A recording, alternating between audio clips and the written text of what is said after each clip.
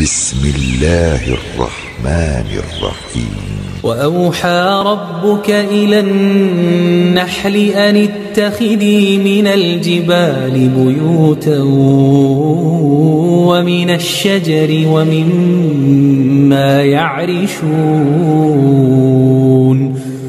ثم كلي من كل الثمرات فاسلكي سبل ربك ذللا يخرج من بطونها شراب مختلف ألوانه فيه شفاء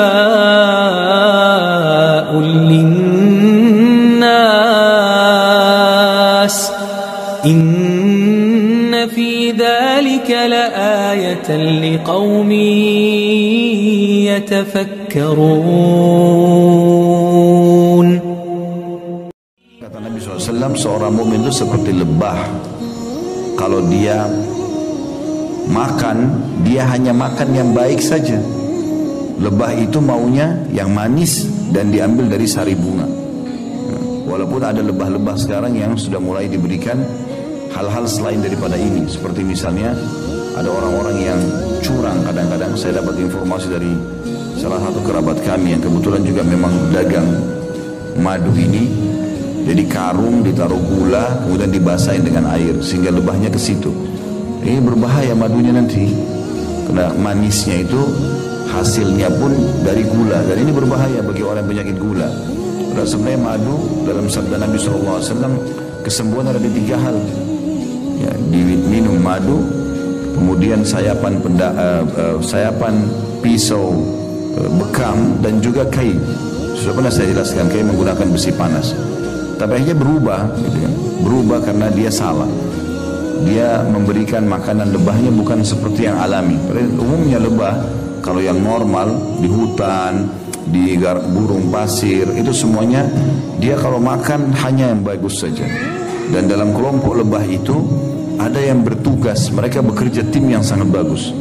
Ada yang bertugas khusus dia untuk mencari di mana sari-sari bunga yang ada. Dan kalau dia sudah dapat, dia akan pulang ke teman-temannya. Dia tidak ambil dulu, dia pulang ke teman-temannya, lalu dia memberikan isyarat kalau di sini arahnya, di sini arahnya. Baru udah semua lebah-lebah pada datang ke sana, baru mereka rame-rame memakan. Dan tidak ada lebah satu sama yang lain yang mengambil jatah yang lainnya. Maka lebah, kata Nabi SAW, kalau makan hanya makan yang baik saja, manis dan dari sari bunga, gitu kan. Kemudian kalau dia memberi, dia hanya memberi yang terbaik. Dia hanya mengeluarkan madu, dan madu juga bagus bagi manusia, sehat. Bahkan Allah SWT sebutkan memang madu secara khusus dalam surah An-Nahl, surah tentang lebah ini, disebutkan bahwasanya dia akan menjadi syifa linnas, obat untuk manusia.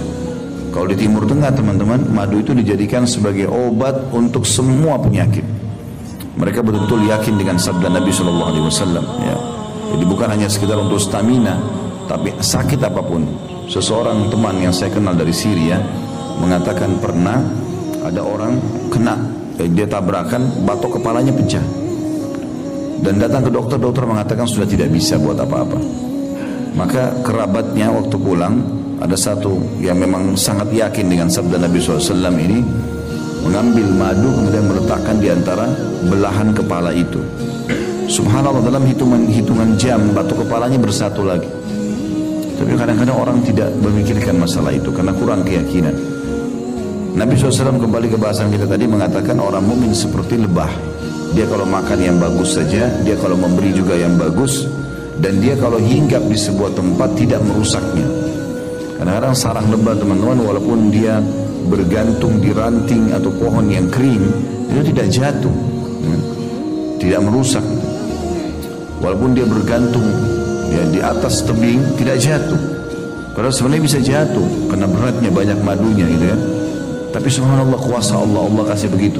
Jadi tidak mengganggu yang lainnya. Dan penutupan kata Nabi SAW, kalau dia diganggu, sengatannya mematikan. Itu ciri seorang muslim. Selalu memberi yang terbaik, ya. Selalu juga kalau punya pendapatan hanya yang terbaik, tidak mengganggu orang lain. Dan Kalau dia hinggap atau datang di sebuah tempat, tinggal di sebuah komplek perumahan, di sebuah di RT, di RW manapun, di negeri manapun, dia selalu bermanfaat bagi orang lain. Tidak pernah tidak. Tapi kalau diganggu dari sisi agamanya, maka sengatannya mematikan. Mereka siap mati membela agamanya. Itu ciri orang mukmin.